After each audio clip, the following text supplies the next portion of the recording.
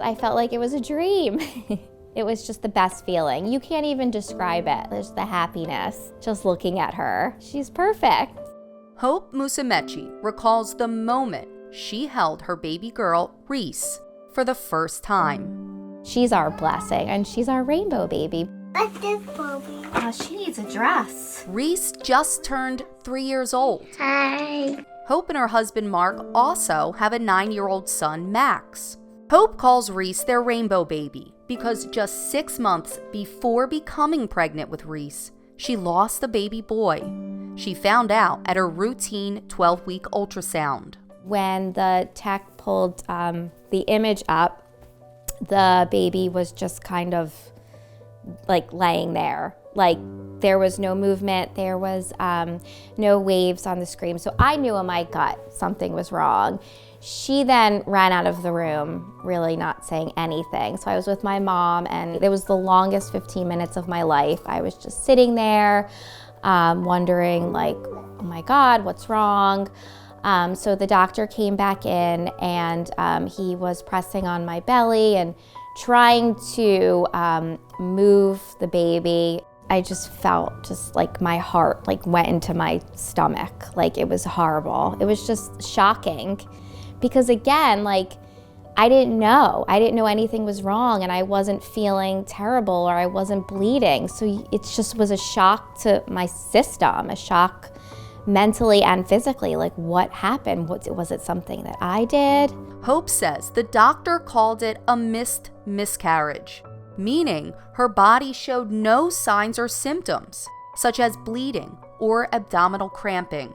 I felt great. Everything was fine. But the only thing that now that I remember and think about, I wasn't really having your typical pregnancy symptoms anymore. Like my breasts didn't hurt. You know, you usually have like sore breasts, and I wasn't tired. So those kind of symptoms went away. But I just thought, oh, I feel great. I'm having a good pregnancy. Because with my son, I didn't feel any of that. Like I felt wonderful. Test results showed their baby boy had trisomy 18.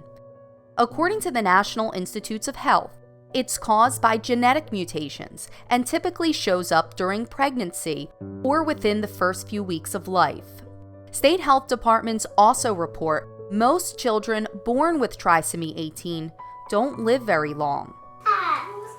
Hope had to go through a D&E, dilation and evacuation procedure, to remove the placenta and fetal tissue from her body.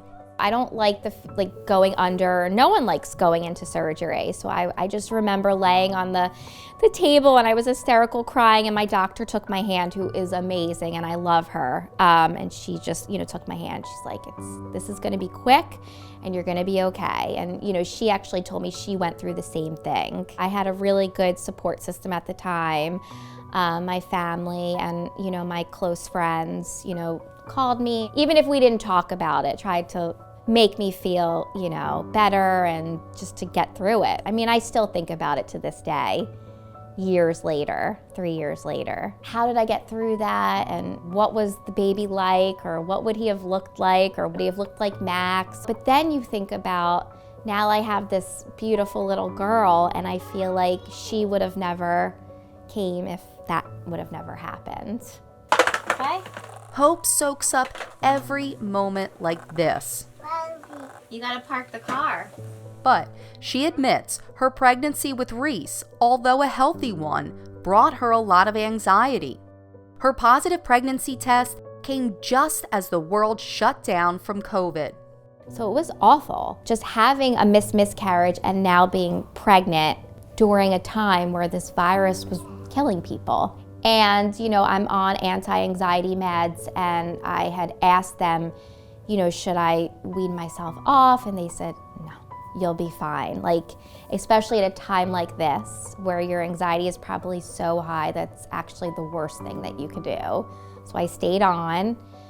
And I just tried to be as positive as possible, thinking that this would never happen again. And also my doctor, I will never forget this. He did say to me, he said, I don't think God would do this to you again. So that stuck with me. Another thing that stuck with Hope, those feelings of blame. That's why she's sharing her story.